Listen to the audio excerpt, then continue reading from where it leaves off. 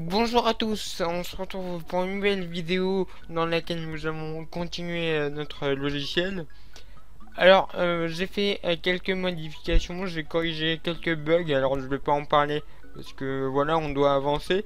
Mais par contre, j'ai rajouté un bouton ici qui permet d'aller à la dernière page créée. Alors, la dernière page, comme vous le voyez, c'est la page, la page que vous devez... En gros, ce bouton, il vous permet de continuer votre livre. Ça veut dire d'aller à la dernière page, donc les pages blanches, donc, donc les pages blanches qui vont vous permettre de continuer votre livre. C'est-à-dire que si je vais à la dernière page où j'ai écrit du texte, par exemple, et ben c'est ça. Et donc aller à la dernière page, ça permet de continuer le livre en fait. Donc voilà, alors maintenant on va passer à la partie lecture de livres. Nous avons enfin terminé la partie création de livres. Maintenant on va passer à la lecture. Alors j'ai créé un livre qui s'appelle Mon livre et dedans il y a plusieurs pages. Alors la page 1, il y a marqué je, la page 2 il y a marqué je suis, donc suis, ça fait je suis, super, heureux de faire cette vidéo. Donc voilà. Donc on va passer à la partie lecture du logiciel. En gros c'est cette fenêtre là. Alors déjà avant de s'attaquer à cette fenêtre là, on va créer la fonction liée à ce bouton. Donc le bouton lire un livre, donc qui permet d'ouvrir un livre et de le lire. Donc j'avais déjà créé une fonction liée à ce bouton qui permet juste d'ouvrir la fenêtre de lecture. Sauf que nous, avant d'ouvrir la fenêtre de lecture, on veut d'abord demander quel livre faut ouvrir. Bah oui, c'est logique. Donc pour cela, on a déjà ici un sélecteur de fichiers. Donc on va l'utiliser. Donc ce qu'on va commencer à faire, c'est ouvrir une boîte de sélection de fichiers à ouvrir. Donc on sélectionne notre sélecteur de fichiers et on va mettre ici une variable qui va permettre de dire si l'utilisateur a appuyé sur OK ou sur annuler. Et donc si l'utilisateur a appuyé sur OK, alors on va continuer l'action. Enfin, on va ouvrir la fenêtre. Donc, si tmp est égal à OK, alors on va ouvrir le fichier.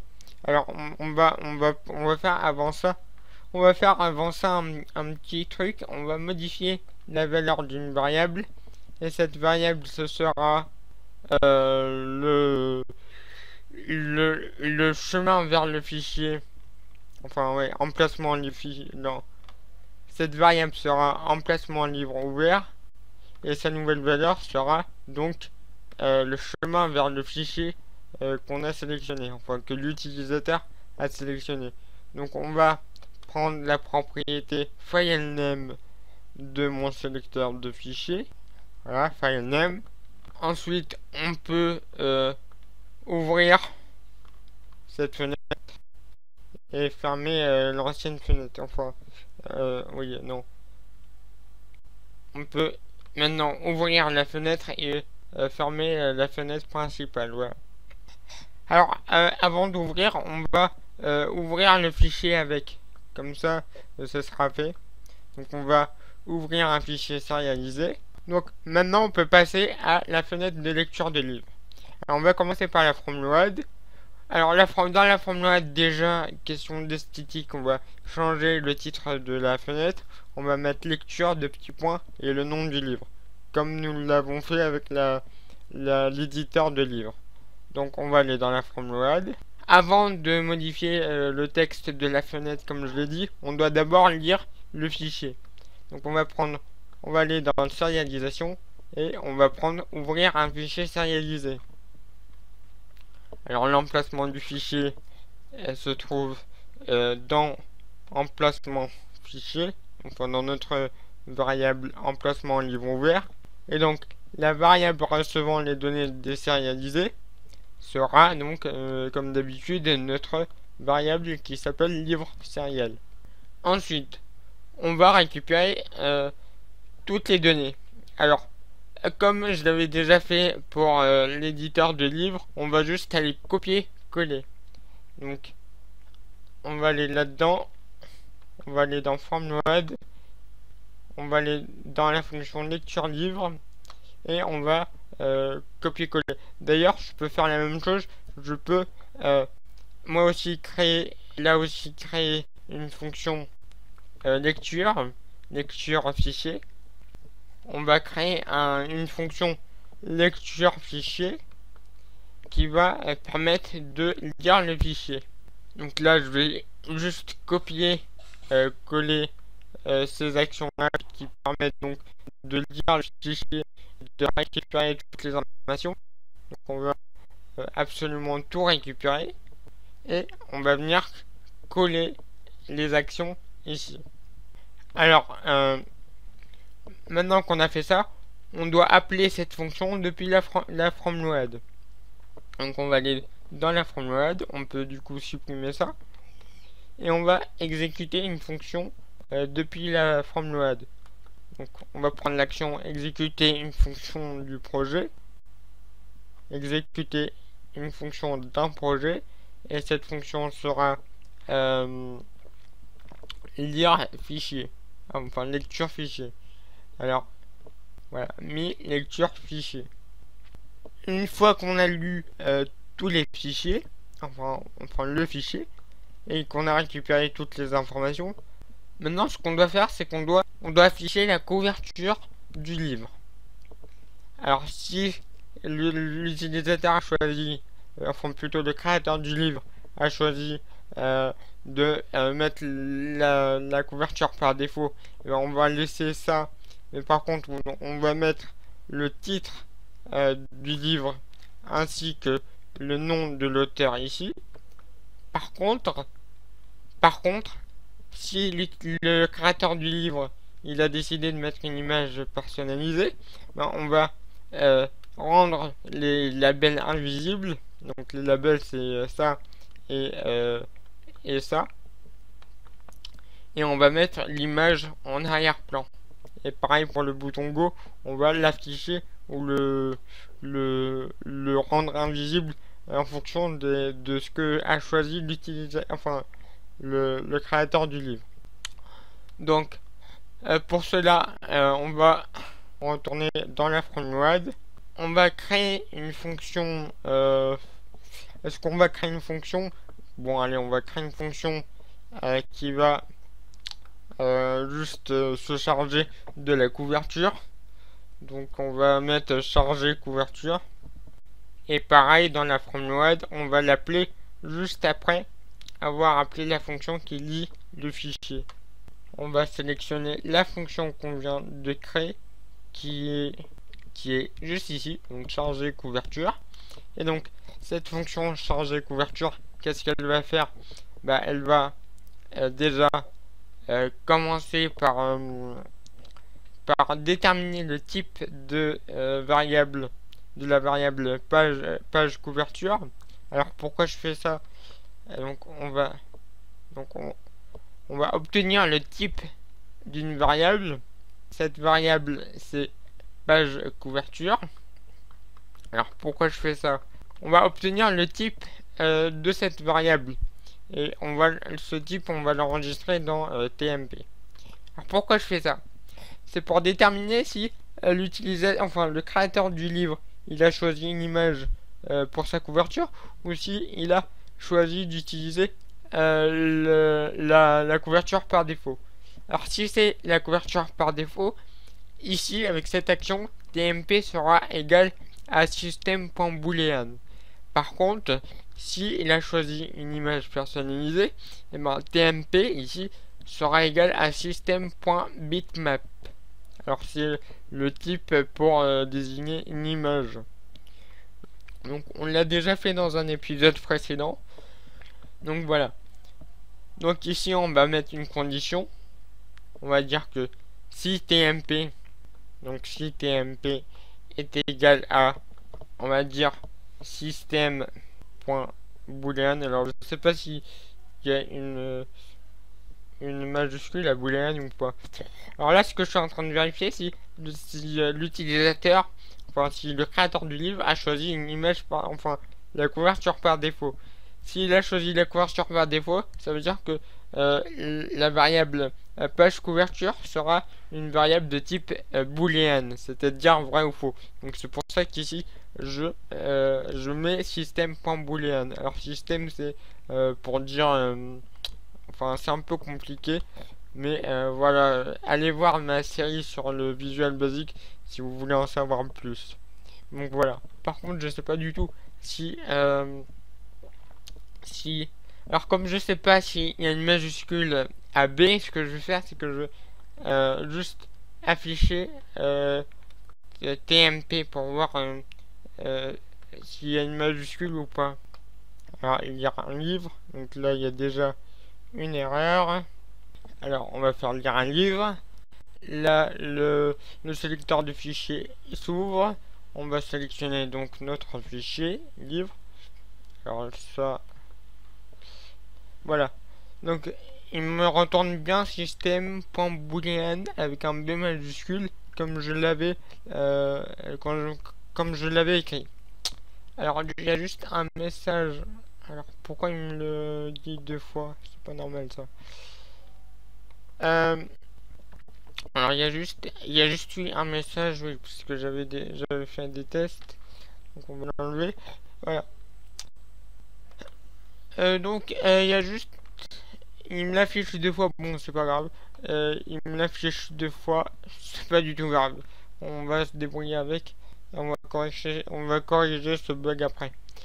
Donc la page de couverture, si c'est système.boolean, ça veut dire que c'est la page de couverture par défaut. Sinon, bah, c'est l'image, enfin l'image personnalisée. Donc si c'est une image personnalisée, bah, ça va être facile. Donc ce qu'on va faire, c'est qu'on va modifier la propriété d'un contrôle. Ce contrôle, c'est donc les labels, comme je l'ai dit. Voilà, LB titre livre. Donc on va modifier la propriété visible. Voilà, visible. Et on va la passer à face. Comme ça, elle va être invisible. Et on va faire exactement pareil. Donc je vais faire copier-coller pour le label auteur. Donc là, j'ai juste à modifier le contrôle. Et on va sélectionner le label auteur. Voilà. Et ensuite, on va donc prendre cette picture box, cette zone d'image que je vais renommer, je vais la renommer image couverture. On va retourner dans l'éditeur et donc on va modifier son image. Donc modifier la propriété d'un contrôle. On a dit que c'était image couverture, donc on va la chercher. Donc la voici. Et on va donc sélectionner, enfin on va changer la propriété image. Et sa nouvelle image sera la variable page couverture. Par contre, si c'est l'image par défaut, bah, ce qu'on va faire alors, c'est qu'on va changer la couleur, enfin, non, peu importe, donc on va mettre ça là-haut, on va mettre ça tout là-haut, c'est que peu importe si l'utilisateur a choisi une image personnalisée ou pas, ce qu'on va faire, c'est qu'on va modifier la propriété backcolor de notre zone d'image. Donc voilà, image couverture. Donc image couverture. On va changer la propriété pas for color mais back color pour changer la couleur d'arrière-plan. Alors ne vous inquiétez pas si l'image sera au-dessus de la couleur. Hein, si il y a une image personnalisée qui est Alors on va choisir une variable, donc la variable contour color, voilà. Donc la couleur pour le contour du livre sera aussi la couleur de la page de couverture. Si il n'y a pas une image personnalisée. S'il y a une image personnalisée, bah, l'image personnalisée sera affichée et la couleur d'arrière-plan sera pas affichée en fait. Voilà.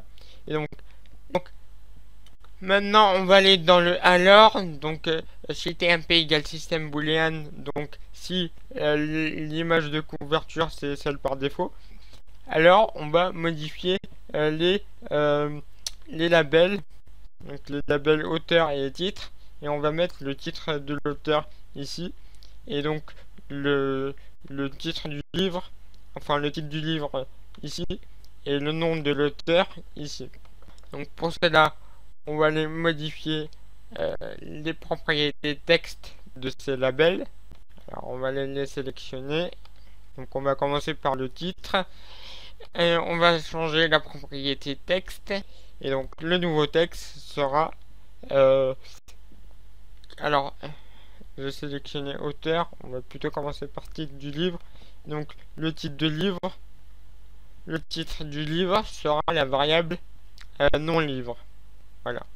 Donc on modifie le label titre livre, on modifie la propriété texte et sa nouvelle valeur sera le nom du livre, donc la variable non livre. Et on va faire exactement la même chose mais pour le nom de l'auteur. Donc on va aller sélectionner le label auteur. Voilà.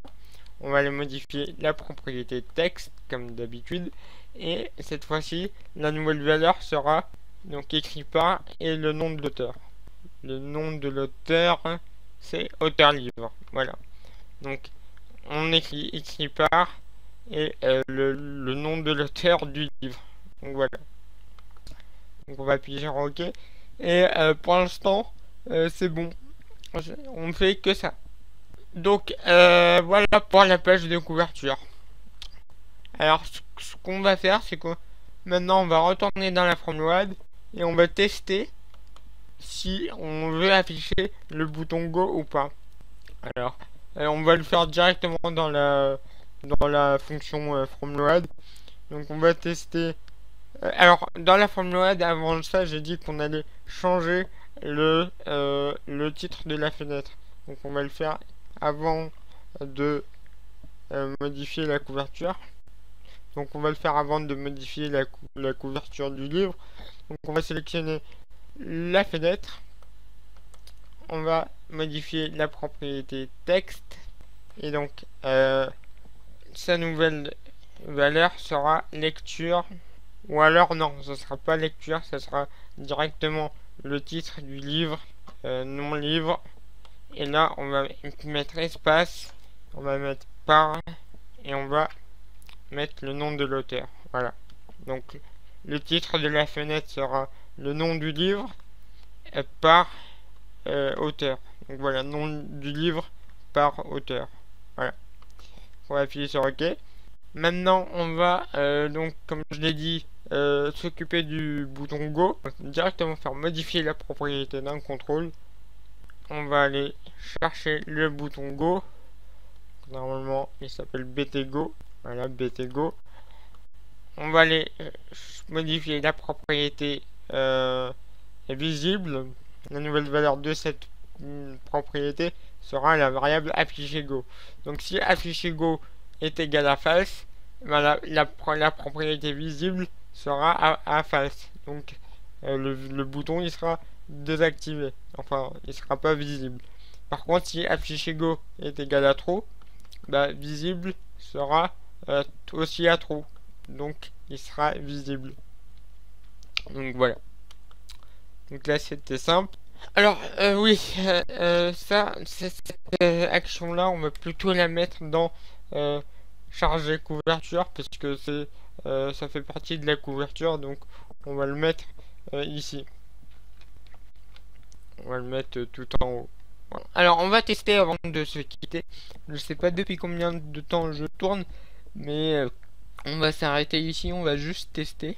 Donc j'appuie sur lire un livre, je sélectionne mon livre. Alors il me le sélectionne deux fois. Ouais, il me le sélectionne deux fois, donc je dois corriger ce bug. Alors, ouais, il y a encore des petits bugs à régler. C'est que là, ouais, bon, je corrigerai ça hors caméra. Mais en gros, faut aussi changer les propriétés backcolor de de nos labels. Voilà. Et peut-être aussi du bouton aussi. Je vois que là, il y a un truc bizarre. Donc, je sais pas. Bon. Donc, je corrigerai ce bug hors caméra. Parce que c'est facile à corriger. Il suffit juste de modifier les propriétés backcolor de chaque label. Et aussi du bouton. Donc, je vais essayer de modifier la page de couverture. C'est-à-dire que je vais mettre une image de fond pour voir ce que ça donne. Et je vais aussi enlever le bouton Go pour voir si il disparaît ou pas. Donc on va aller sur finaliser. On va décocher le bouton Go. On va choisir une image personnalisée pour la couverture. Bon, c'est pas grave, elle est ici.